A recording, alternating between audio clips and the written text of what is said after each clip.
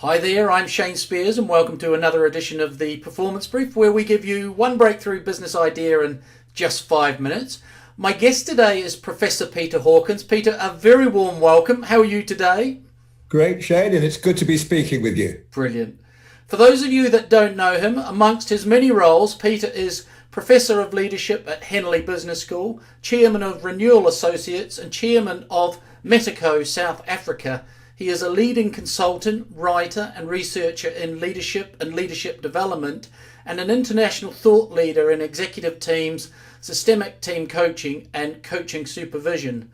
He has just led a major global research project on tomorrow's leadership and the necessary revolution in today's leadership development for Henley, and last year finished writing the third edition of Leadership Team Coaching published by Kogan Page. You might have a copy of that there, have you, Peter? Yep, got one to hand. Brilliant. There we go, folks. Over the last 35 years, he has worked with many leading companies all over the world, co-designing and facilitating major change in organisational transformation projects and coaching company boards and leadership teams.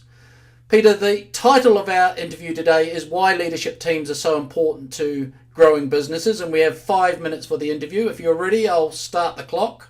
Great. So, why are leadership teams so important to growing businesses?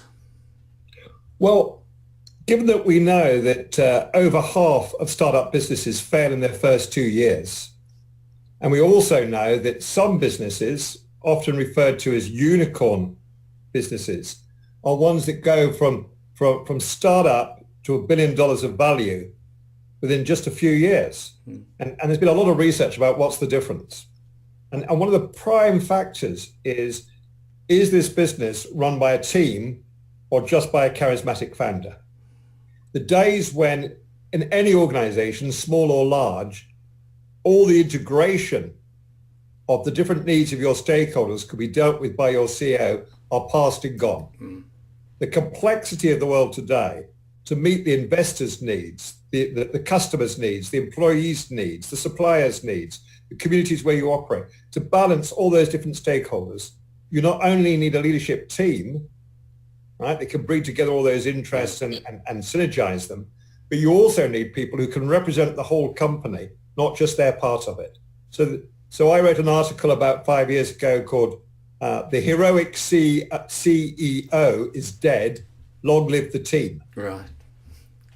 Yeah. Brilliant. And that increasingly, the rate of hyper change and hyper connection that we're dealing with means we need an integrating group at the top, not an integrating individual. Right. So it's not so important about the leader, but it's more important to have the right team. What are the key aspects of effective leadership teams? Well, in the books that I've written, including the one you just mentioned, we talk about 5 disciplines that every effective leadership team needs to have. The first one is, does it have a clear commission? This is why it's a team. Right. Does it have a joint purpose that everyone recognizes in the same way and realizes can only be achieved through collaboration? Yeah? If we don't get the unity around purpose, you'll never get a strong team driving growth and change. Once we're clear about the why, we then go across to clarifying. Clarifying is about how. How does that purpose translate into clear strategic objectives, translate into team and organizational KPIs, key performance indicators? What is it we can achieve together we can't achieve apart? Yeah? Yeah. It's that, the clarity about the why and the what that's essential. Then we know that you have a great strategy, great, objectives, plan, action plan. There's this lovely phrase, culture will eat your strategy for breakfast. Mm-hmm. And the third discipline is co-creation. This is about how we function as a team, how we do our meetings. I work with many organizations helping them cut their number of hours in meetings by 50% and double the value those meetings produce. Yeah, but that's the whole team dynamic aspect. Yeah. Then we come across to the what. We call this connecting. This is about how the team are out there in the week when they're not together, connecting with all the critical stakeholders, investors, customers, employees. And finally, really important, the middle discipline is core learning. Are we constantly growing our capacity to learn fast, grow our capacity to do more at higher quality with less resource? Right. Without that, you never succeed today. Brilliant. So those are the 5 disciplines: commission, clarify, co-create, connect, core learning. Right. And we've got a minute left. So how can the CEO develop an effective leadership team?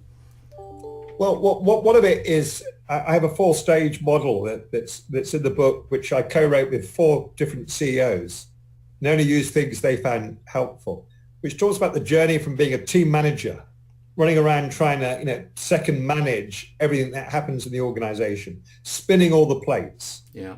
Then you get exhausted. Then you step up and say, no, my job is to provide the direction, the vision, the integration. Then you become a team leader. But even there, you get left with all the integration. You're the team leader, but you're not a leader of leaders. So the 3rd stage we call orchestration, where you realize that your job is to create the joins between functions, between people, between the people inside and the critical stakeholders, an orchestrator of connectivity and relationship. Right. And the 4th is to become the team coach that's growing the team so it's more than the sum of its parts. Right. Fantastic. And bang on time. So, folks, for more resources, check out Peter's website, www.renewalassociates.co.uk.